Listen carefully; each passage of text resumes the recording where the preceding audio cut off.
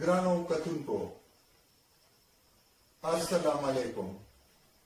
ستر خوشحال بابا ویل دي عارف سړی هغه دی چې شناخت وشو د ځان په معرفت کې معرفت ته د سبحان د ځان شناخت څه ته وایي او د سبحان معرفت څوک څنګه کولی شي. هر سړی خپل ځان پیژني او سبحان یعنی الله څوک نه پیژني. هر چا ته پته ده چې الله خالق دی، الله رازق دی او الله مالک دی. دا هغه یو کم څه نمونه دا هغه صفاتی تعارف دی، خو خبره دومره اسانه نه ده. د ځان او د سبحان پیژنګلنه ډیر مشقت او ریاضت غواړي. د انسان د خپل ځان پیژنګلو هغه مقصد ته رسیدل دي کوم د پاره چې انسان پیدا شوی دی.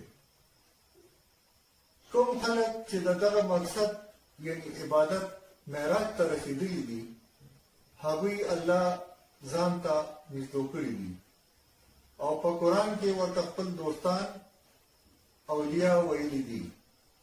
زموږ صوبه پښتونخوا هغه سیمه ده چې په لمن کې ډېر اولیاء په ابدي آرام پراته دي. دا خلک څوک او عام خلکو ته د دوی نه څه فیض رسېدلی و. دا زما د پروګرام موضوع دی.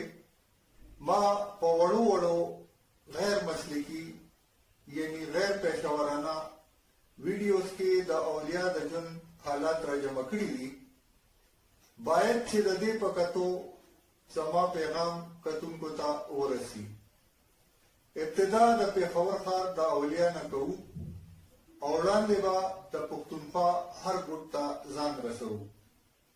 نو راځئ چې لومړی وګورو چې حضرت شیخ جنید پېښوري رحمت الله علیه څوک و او دوی د ژوند په کومه لاره مشقت کړی و. د پېښور لاهورې او ګنج دروازو نه بهر د سټي سرکولر روډ په نورخاته غاړه آبادي د شیخ آباد یا شیخ جنید آباد په نامه یادېږي.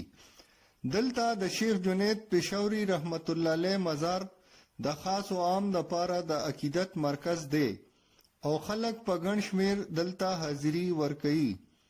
شیخ جنید بابا د رجب په 20 تاریخ 1001 او یا هجری کې د سند په ښار حیدرآباد کې پیدا شو. د دوی خپل نوم فیض محمد او د والد صاحب نوم یې سید فخر الدین وو. د نیکه نوم یې سید عبدالحلیم او غور نیکه یې شیخ المشایخ شیخ رحمکار کاکا صاحب رحمت الله علیه وو.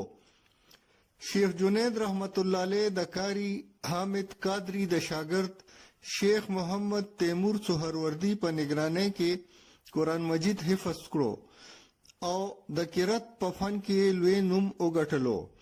د حیدرآباد قیام دوران کې د سلسله نقشبندیه مجددیه د یو بزرگ حضرت میاں عبدالحی سیندینا بیعت وکړو او 11 کاله پس ورته په 1114 هجری کې خلافت میلو شو.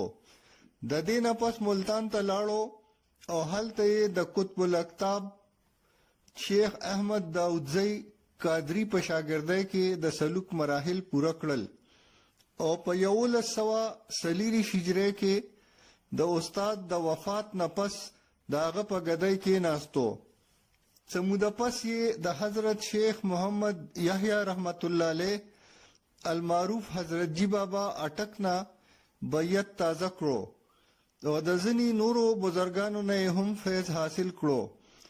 د حضرت شیخ جنید رحمت الله علیه د فیض نه په زرګا خلکو فایده حاصل کړه چې پکې حضرت اخون صاحب رحمت الله علیه سوات، هډه مولا صاحب رحمت الله علیه او حضرت حاجی تورنګزی صاحب پشان نومور شامل وو.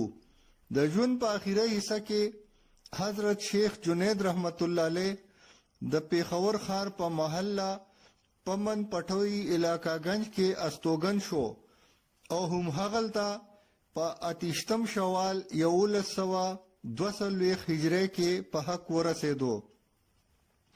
د دوی د جنازې امامت د وخت ولی الله حضرت میاں محمد عمر صاحب چمکنی رحمت الله علیه وکړو.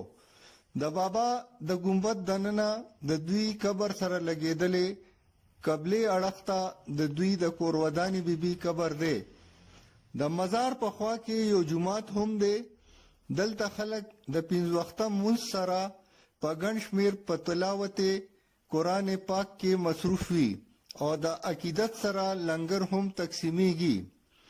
په سلسله عالیه قادریه کې غوث الزمان شیخ جنید پېښوري رحمت الله علیه د حضور صلی الله علیه وسلم په 19مه پوړۍ وو چې تفصیل یې د بابا د مزار په کتبه ورکړی شوی دی. د بابا موجوده سجاده نشین سلیم اقبال قادری جنیدی صاحب دی. هر کال د بابا په عرس کې خلک خپه ګڼ شمیر په عقیدت سره شرکت کوي. رحمان بابا وای هسې ګرم بل بازار په جهان نشتا، لکه ګرم د بازار د درویشانو. بادشاهان د دې جهان واړه پراته دي، لکه خاورې په مزار د درویشانو.